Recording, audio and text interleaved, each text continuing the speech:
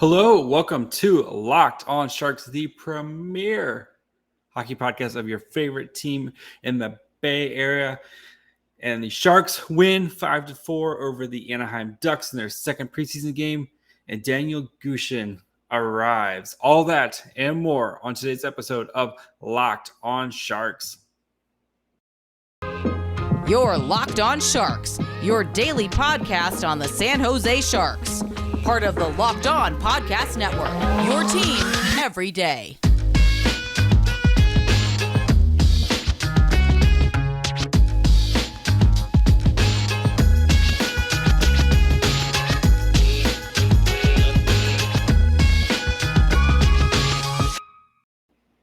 I'm your host, JD Young, contributor at Fear the Fin and San Jose Hockey Now. I want to thank you, of course, for making us your first listen. We're free and available wherever you get podcasts. And of course, subscribe on YouTube. And if you're watching on YouTube right now, go ahead, take the 2 seconds, hit that subscribe button, hit the little bell. That way you know whenever new episodes come out. They always come out actually on YouTube first before they come out on audio. It's a nice little treat, a little present for you if you're a YouTube subscriber. And the Sharks win 5-4 in pretty fun game, actually, for a preseason game. I know that the Ducks didn't have a lot of NHL players out there, but I think we have to start with Danil Gushchin, who you saw little flashes of it. Of course, last year's rookie tournament, the between the legs, or shootout goal that kind of took over the internet. You saw little bits. We know about the sniper. We saw that with the Ice Dogs, where he led the team in goals and was one of the top goal scorers in the OHL. You get little hints. We saw a little bit last year with the Barracuda. He plays 3 games with the Barracuda, and you see what he does. And we're kind of continuing to build. He's got to round out his game, but tonight gets a chance, plays with some actual NHL caliber talent, gets to play with some guys. And Danil Gushchin is going to be appointment TV this year. If he's playing on the Sharks or if he's playing on the Barracuda, when Danil Gushchin steps on the ice, you have to take notice. And I know it's preseason and we don't want to get overreact, but he was the best player on the ice tonight with a bunch of – the Sharks had a lot of NHL caliber players tonight, and he was the best player on the ice tonight. And that's exciting. Again, Danil Gushchin, 3rd-round pick. We know about the shot, but seeing all the other stuff he did tonight, a great back check to break up a play in the defensive zone, just working with his teammates, setting up, doing hard work on the power play, working in the boards, and then finding his teammates, and then that shot, of course. So we'll talk about let's start with the Gushchin goal, right? He had the nice give and go. It was him and Vranu, or was Agazino. Anyway, nice give and go. He gets open and taps it in right there, and then kind of returns the favor for Vranu, either where Gushchin, great shot, squeaks through Stolarz' goal, pads, and then Vranu was able to tap it in. We saw him have almost another goal that got blocked, where he was left all alone on the power play right I think that was in the second period. But man, Danil Gushchin is going to be a must-see TV whenever he steps on the ice, because he has so many skills. And again, that shot, seeing him play with actual people who can get him the puck and work with him, and I think that was his problem with the Ice Dogs, right, where he was having to do everything, and it's almost a small miracle that he scored 40 goals. And then on the Barracuda team, which was lacking in talent at the end, especially at the end of last year, with so many call-ups to the Sharks and just that Barracuda team. We know they lost 15 games in a row for a reason, but seeing him with actual talented players on the ice, Sharks fans, you need to be excited about Danil Gushchin. He's going to be playing NHL games this year.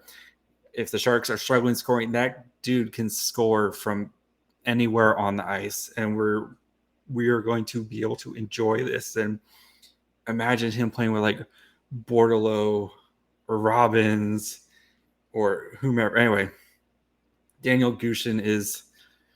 Whew. Anyway, okay. We got the Danil Gushchin point. So let's kind of take a step back, look at kind of how the game was, and, kind of talk about other guys who stood out and, other guys who probably need a little bit of work. So let's start out with the lines for the game, since we're going to be doing the lines right now, especially during the preseason where everything is so kind of mumbled and we have a bunch of guys kind of playing out of position or playing in different spots. So can I start out with going the lines? We had top line, Gushchin, Andrew Agazino, and Max Ranu. All these guys are kind of these bubble guys who are, might be playing on the Sharks, might be, playing on the CUDA. So I think Quinn wanted to see how these guys responded in the top line. And this line was really good. We'll talk about them in a little bit. And so, and then second line, this is going to be your Sharks third line: Noah Gregor, Nick Bonino, Luke Cunnin. Third line, this is going to be your Sharks fourth line: Steven Lorentz. So we got to work on it. Lorentz, Nico Sturm, and then Matt Nieto.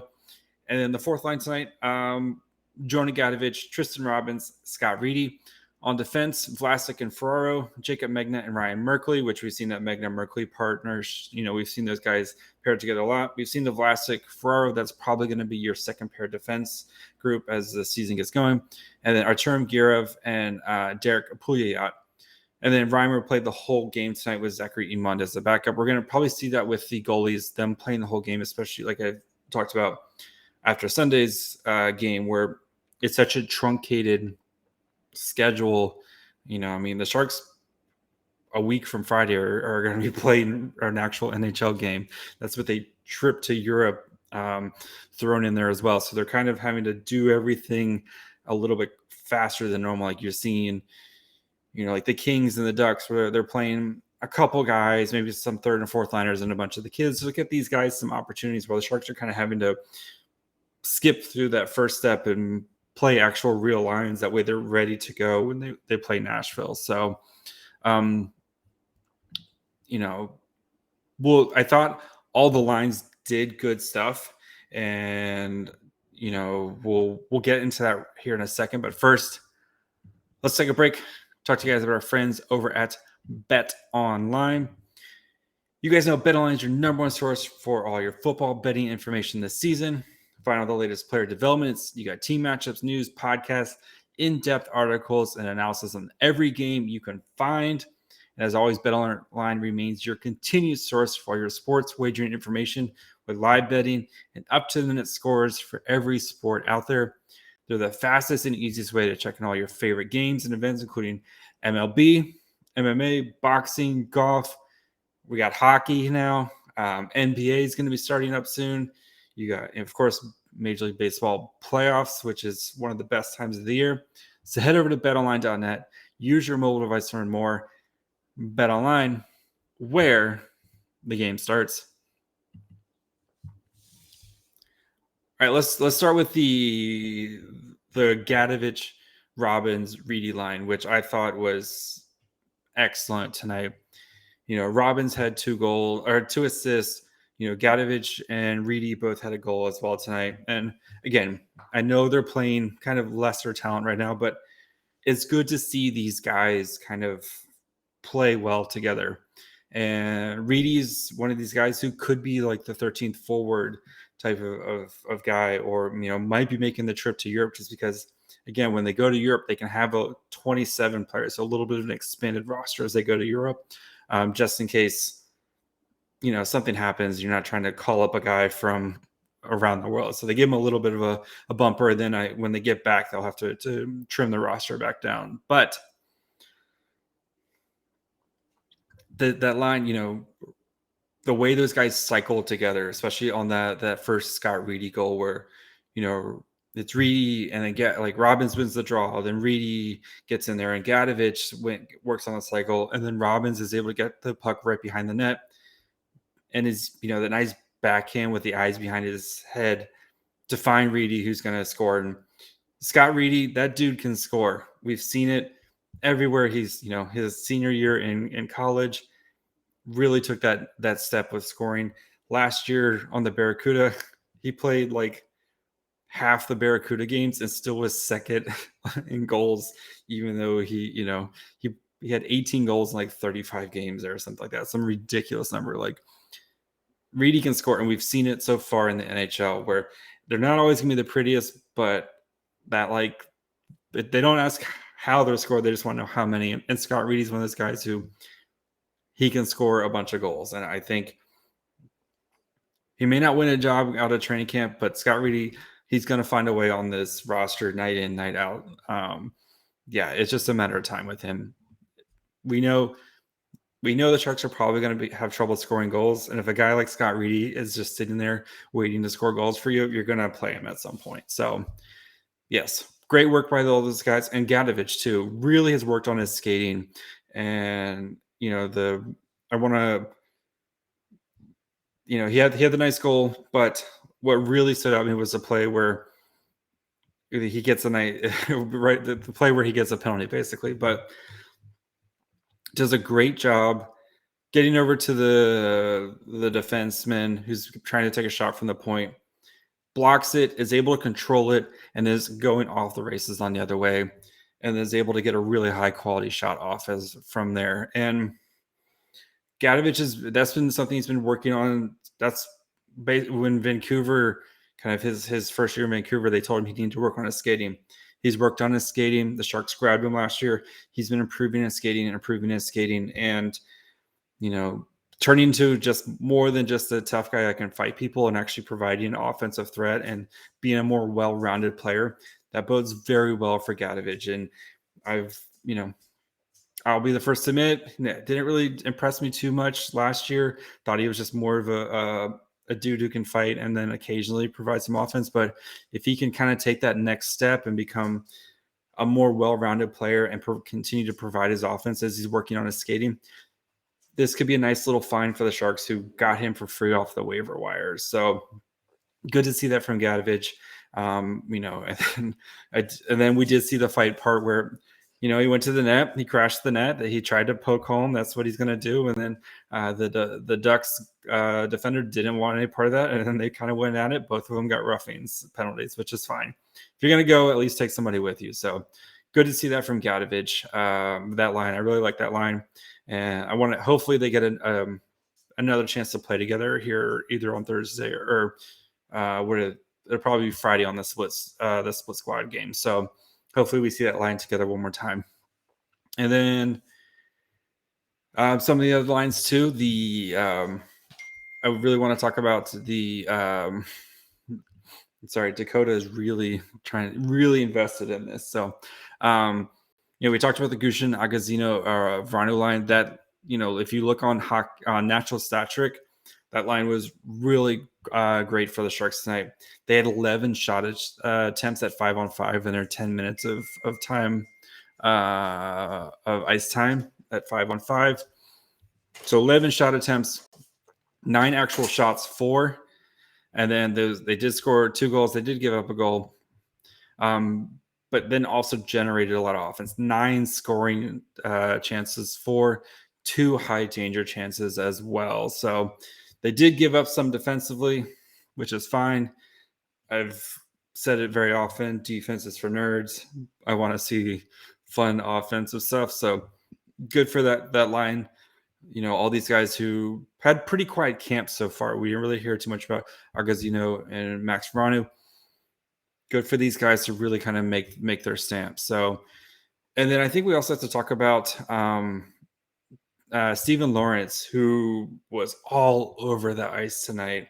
And, again, Lorentz, they got from the Brent Burns trade, and he's going to be a nice fourth liner for the Sharks.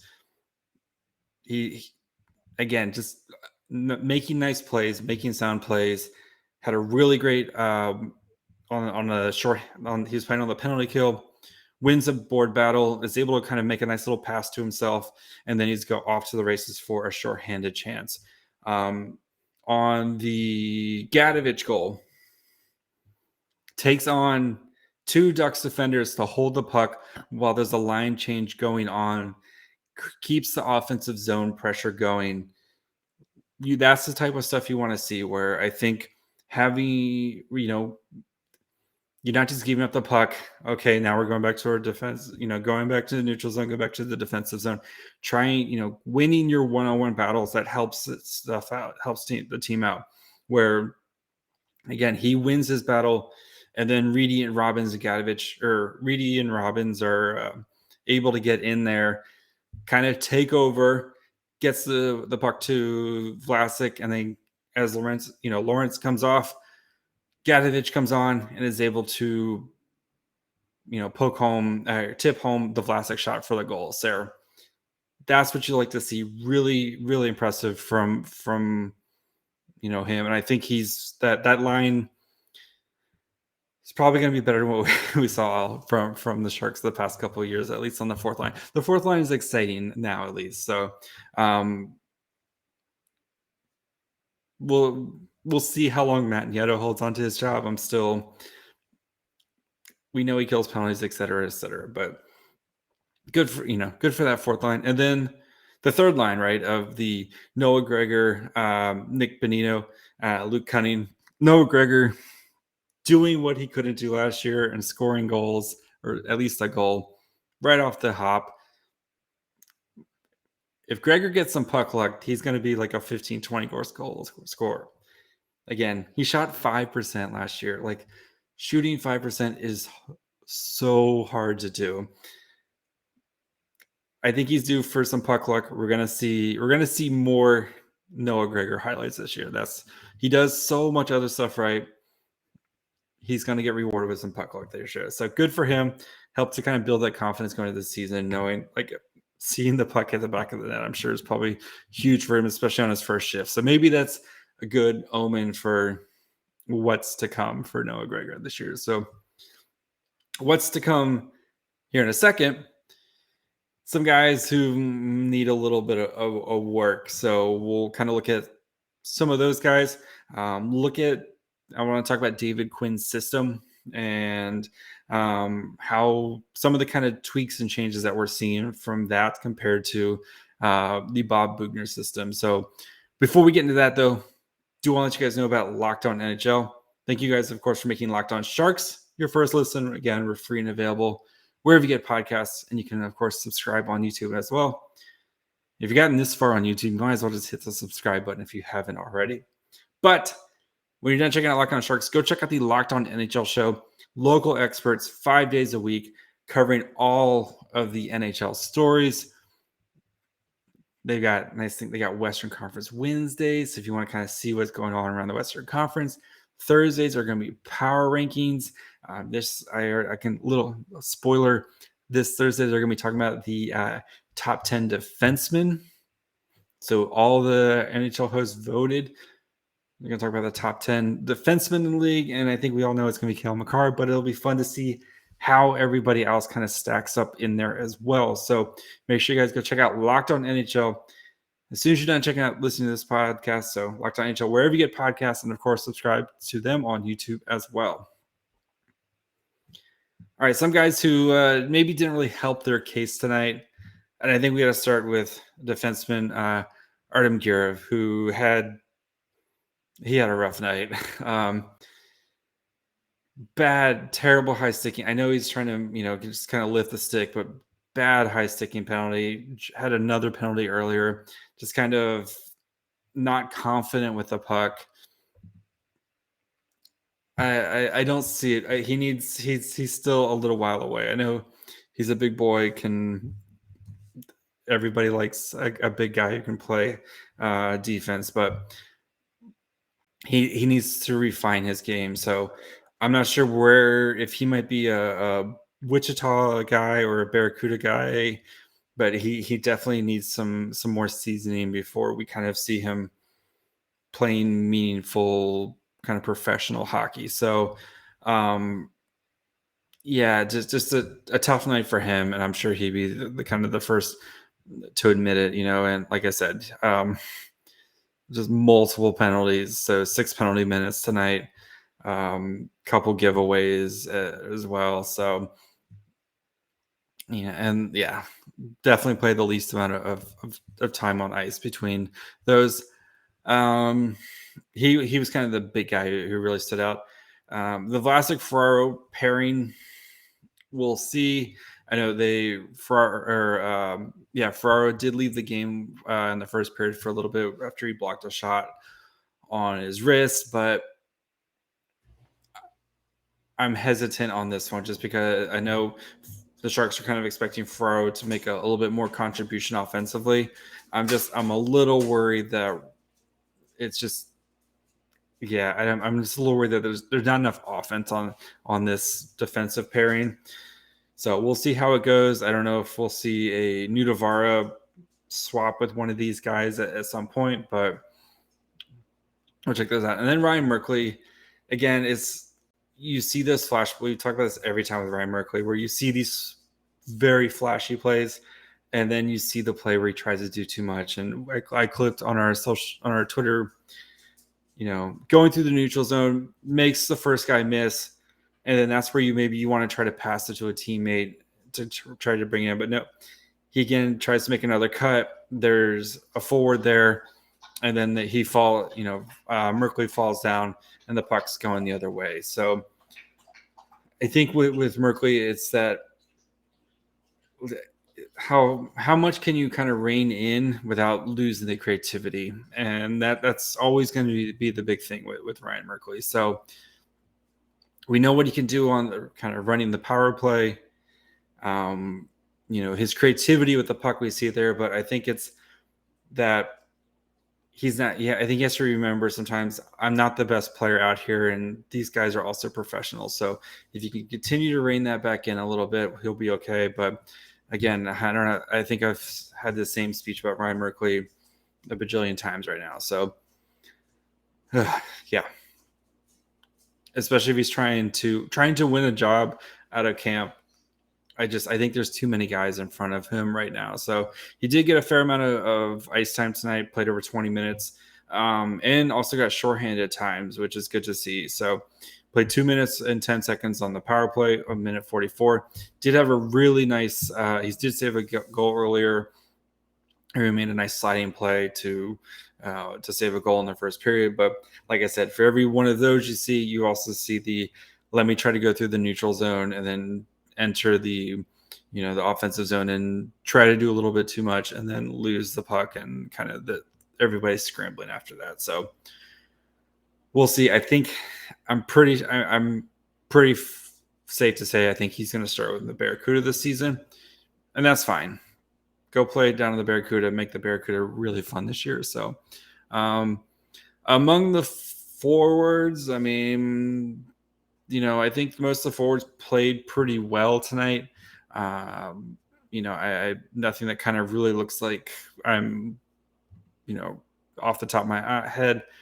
Nico Sturm, I thought solid game, but he had a lot of passes that were right there, almost there for guys. Nick Bonino had a really lazy pass in the first period on the power play, but I'm not worried about Nick Bonino. He's, exactly what you're getting out of Nick Bonino. So overall, I thought pretty solid game from the Sharks, and you can kind of see some of this David Quinn influence already with him. And I think the biggest thing is how the power play looks. And I know they haven't had a chance to fully install it, and it's a lot of guys not playing with, a lot of guys who are kind of mismatched together right now. But the power play is, I think, going to be much improved for the Sharks, especially after what we've seen last year, where getting those diagonal passes and having kind of your guy where that's going to be, kind of the focal point of the shots. And that Shang did a really great article on this on San Jose Hockey Now. I'll kind of give a little bit because I think it's paywalled, but I'll give a little bit. But having kind of Timo Meier be I don't want to call it your Alex Ovechkin, but having him kind of be your trigger man of like, okay, how can we set up cross ice passes to Timo Meier so the goalie is having to, slide across and then let Timo Meier, who's arguably our best player, get shots. And I think that's what we're going to see. And, even with Eklund, if Eklund makes a team, how do we set him up so that way he can kind of use his vision to try to get it to, whoever is going to be the Timo Meier on the second power play unit type of thing. And I think the power play is going to be much, much improved. And it's pretty hard not to be improved after what we've seen the past couple of years. But I think that's something that we're going to see that's much improved. And I really like to where it's not just kind of a dump and chase game with the offense, where instead of, okay, I'm kind of stonewalled here, let me just dump it in, we'll kind of go chase and stuff like that. It's, hey, let's circle back, try to kind of probe again and see if we can do something over here. And we'll see how that works once the Sharks play much better talent and better defensive teams. But again, just instead of trying to ram your head against the dump and chase, let's try to do something else, and let's see if we can bring the pressure over on this side and try to probe on this side. And then if that doesn't work, okay, then let's do the dump and chase and try to be smart about it and utilize our forecheckers. But I like how it's not just the first thing to do is go dump and let's go chase it and get to work there. Trying to control the puck as you carry it in and then set up your offense. You're just going to have more success that way, where you're not having to, again, dump and chase, because if you dump it, you chase it, and, you miss like 3 or 4 times in a row, and it's hard to get any sustained offense. And then you're just having to chase, and it takes a lot more work to chase the puck down than it does just to keep the puck. So little things like that are I was trying to be a very open mind about Quinn. I know Sharks fans were very underwhelmed, I guess would be the best way to put it, about the David Quinn hiring. But I think there's going to be system things that are much, much improved over what we saw from the Bob Boughner kind of Dave/Pete DeBoer era. Those, Boughner does come from the Bob Boughner but the Pete DeBoer tree. So very similar systems. And I think a nice fresher breath air in the David Quinn. We'll see how he handles kind of in-game adjustments, because there's no in-game adjustments, and it's just roll your lines right now and see how they look. So we'll see how that goes and kind of how he utilizes his minutes once games actually count. But the system looks to be a much more improved system than what we've seen under Bob Boughner. So fingers crossed. Hopefully Sharks at least more exciting to watch this year anyway. So that's going to do it for me tonight. We will be back tomorrow. We're going to be another game. So we have the King Sharks. So we'll be back to review that game. And then Friday, we'll see what happens on Friday. So maybe we'll do some talk some Barracuda. Got some others. Yeah, we'll figure out something for Friday. So, and then Friday night, most likely going to do a live stream after the split squad, so that way we can kind of talk about what we saw that night.